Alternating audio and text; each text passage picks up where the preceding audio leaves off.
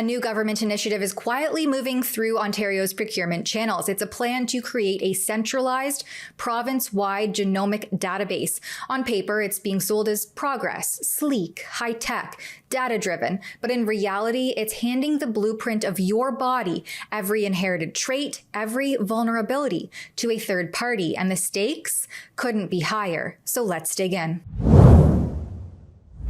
Buried beneath bureaucratic language and polished talking points is a very concerning reality, one that, if left unchallenged, could open the door to unprecedented data mining, cross-system integration, and long-term risks to personal privacy. According to the online tender, Ontario Health is seeking a vendor-managed cloud-based solution that would collect, store, and exchange genomic data across the entire provincial health ecosystem. The chosen vendor would not only design and build the system, but also maintain and operate it for up to 10 years. In other words, a decade-long contract handing over the most sensitive category of personal information imaginable: permanently identifiable biological markers to a third-party provider. This platform is expected to integrate with existing provincial systems like lab information systems and OneID. That's Ontario's digital identity infrastructure for healthcare providers. It must support real-time data exchange, adapt to new innovations, and align with evolving privacy and security standards. This all sounds very forward-thinking and robust, modern, and data-driven. But the question that goes largely unanswered is, at what cost? We have seen cyber attacks compromise the personal and private health information of hundreds of thousands of patients and hospital staff in Ontario hospitals. We've seen government-managed systems fall victim to ransomware, exposing personal information despite repeated assurances of robust safeguards. Time and time again, these centralized databases, especially when left in government hands, have proven irresistible targets for hackers. And the larger the data pool, the higher the stakes. Now imagine that risk multiplied by genomic data, immutable, deeply personal, and potentially revealing far more than a name, an address, or a credit card number ever could.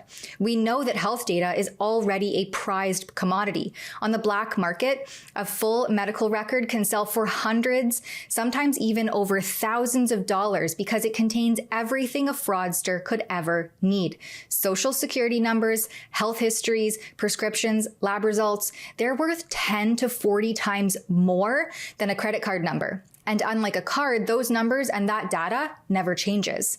So when you start talking about a decade-long contract handing over the population's genomic information to a third-party cloud provider, you're not just talking about basic data. You're talking about the most permanent, intimate, and uniquely identifiable blueprint of every Ontarian, stored, maintained, and shared across systems. And history shows us what happens when these kind of treasure troves fall into the wrong hands. The risks aren't theoretical. They're proven, documented, and escalating. Centralized government-managed health data is a jackpot for hackers. And in the case of genomic data, the stakes are unimaginably higher. Because as I mentioned, unlike credit cards or even a standard medical record, your genome can't be changed. Once it's out there forever. Yet Ontario Health's plan pushes ahead as though the escalating pattern of digital breaches isn't a glaring red flag, as though consolidating highly sensitive biological information into a single provincial platform is somehow the safest route and not also the riskiest. Genomic data isn't just another line item on a medical chart. It's the blueprint of who you are. And unlike a credit card number, it's not something you can change or replace if things go awry or your information gets compromised. The proposal also raises another key question around accountability.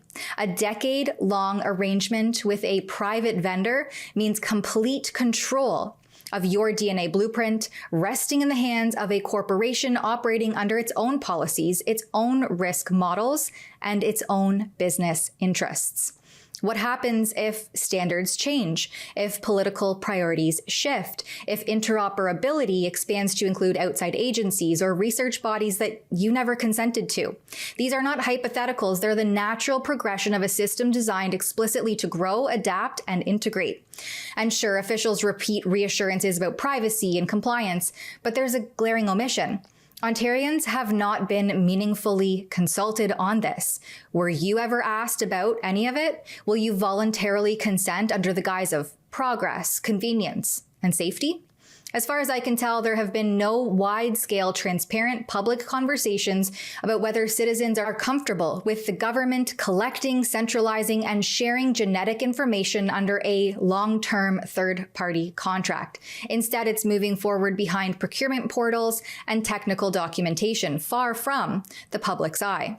So as the province prepares to build this far-reaching genomic platform, Ontarians deserve more than a carefully crafted message about innovation and precision medicine. They deserve clear answers, firm boundaries, and transparent consent. Because once this kind of data is collected, once it enters a centralized province-wide system, it doesn't simply disappear. And the implications will outlast the contract, the vendor, and even the technology itself. Let's not let this be yet another example of innovation outpacing oversight.